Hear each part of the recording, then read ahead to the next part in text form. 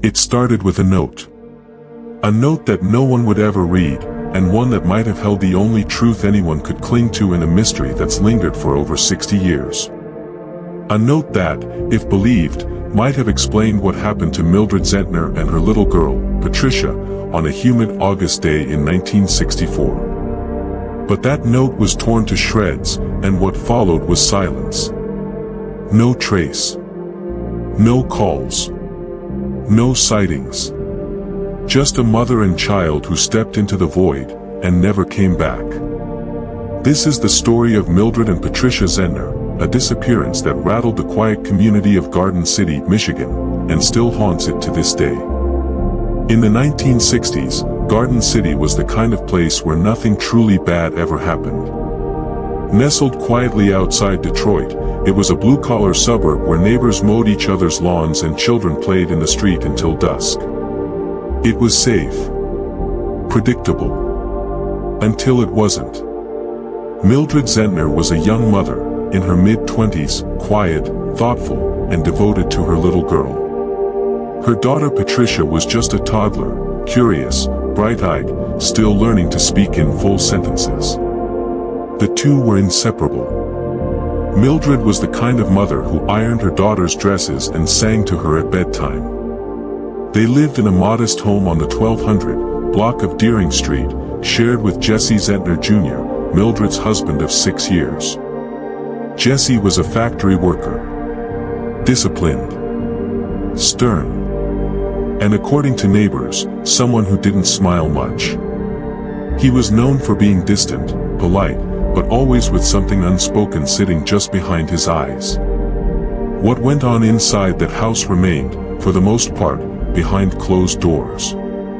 But the cracks would soon start to show.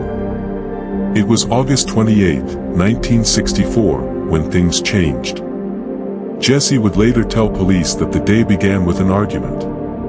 He'd spanked Patricia for a reason he never quite clarified, some form of discipline, he claimed. Mildred was furious. She didn't believe in corporal punishment. And for once, she didn't let it go. There were raised voices. Accusations. A fight. And then Jesse went to work. When he returned later that day, his home was quiet. Too quiet. Mildred and Patricia were gone. Not a trace of them. But oddly, some things were missing: Patricia's potty chair, a few personal items. Yet almost all of their clothing had been left behind. Not exactly what you'd expect from a planned escape. But here's where the story turned stranger. Jesse claimed Mildred had left a note. A typewritten message, cold and impersonal. A goodbye. But instead of showing it to anyone, Jesse said he tore it up. No copy. No photo. No one else ever laid eyes on it. That note was never verified, and from that moment on, nothing more was heard from Mildred or Patricia. 2 weeks passed before Jesse told anyone they were missing. That's when he drove to Pennsylvania to speak with Mildred's parents. They were confused. Worried. They hadn't heard a word from their daughter. No postcards. No collect calls. And that's when they contacted police and officially reported both Mildred and Patricia missing. The initial investigation was slow. The 1960s were not kind to missing person cases, especially those involving adults. The prevailing belief was that if someone wanted to leave, they could. No foul play needed. Police made a few inquiries, but without a crime scene, there wasn't much to go on. No fingerprints, no witnesses, no blood. And Jesse? He wasn't arrested. He wasn't even seriously questioned. Over the years, the case turned cold. Mildred's parents died in the 1980s, having never learned what happened to their daughter and granddaughter. But one person never stopped looking: Mildred's sister. She held on, quietly collecting every scrap of information she could. Every rumor. Every secondhand story. Hoping something might someday break.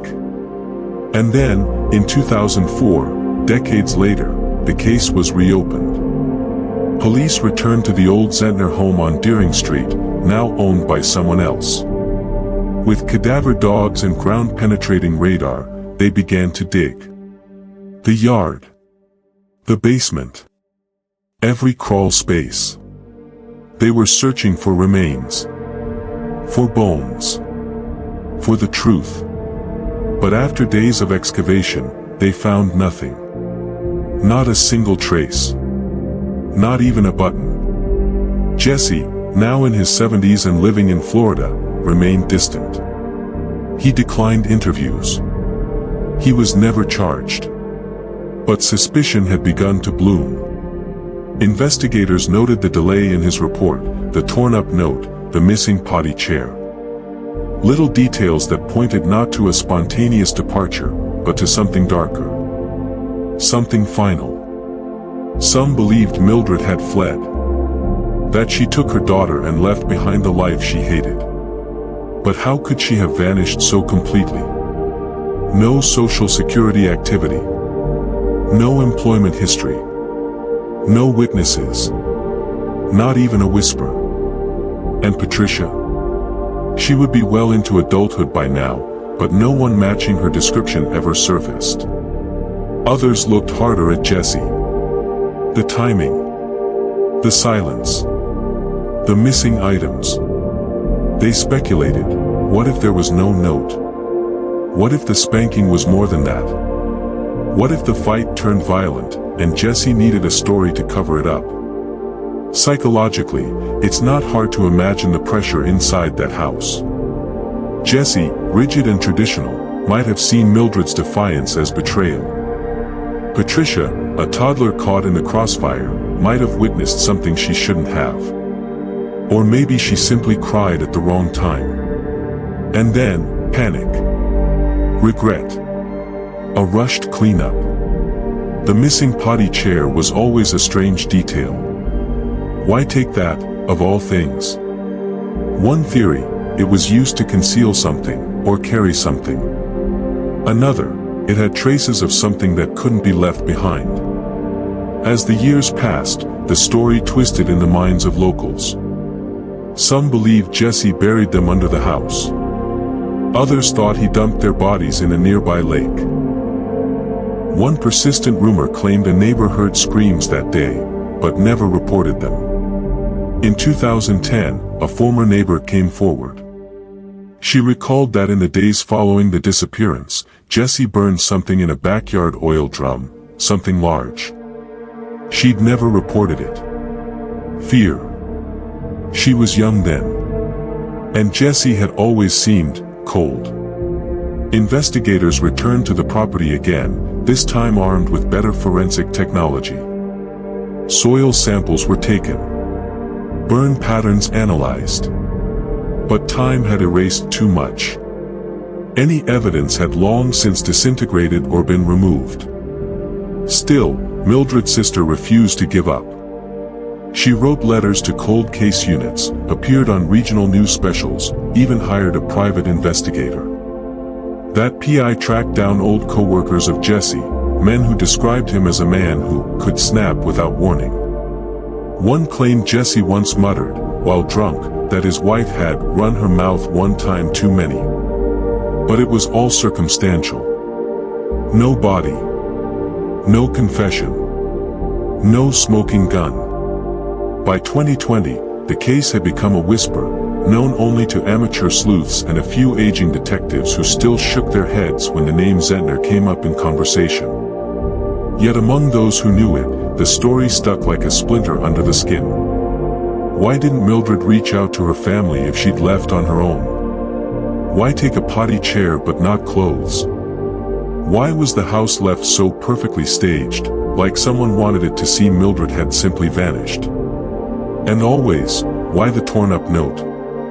To this day, Mildred Zentner and Patricia remain listed as missing.